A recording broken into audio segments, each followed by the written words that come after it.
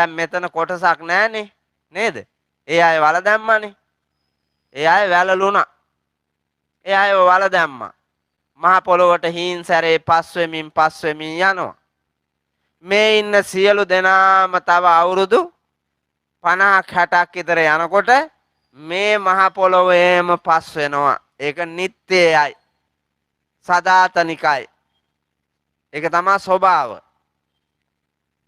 ඒ කාලය ඇතුලේ දිවිගෙවන මේ පුංචි අවස්ථාවේ අපට ලෞතර ධර්මයේ ශ්‍රවණය කරමින් අවබෝධ කරගනිමින් මේ ජීවිතයෙන් ලෝකාර්ථය පිණිස ස්වාර්ථය පිණිස යම් වැඩක් කරගන්නට පුළුවන් නම් යහපත් දේ කරන්නට පුළුවන් නම් ජීවිතේ සන්තෝෂයෙන් විඳින්නට පුළුවන් නම් අනිත් අයට විඳින්නට ජීවිතයක් හදලා දෙන්නට පුළුවන් නම් ඒ බලාපොරොත්තු වන පින්වතුනි මේ ධර්මානුශාසනාවක තියෙන්නේ.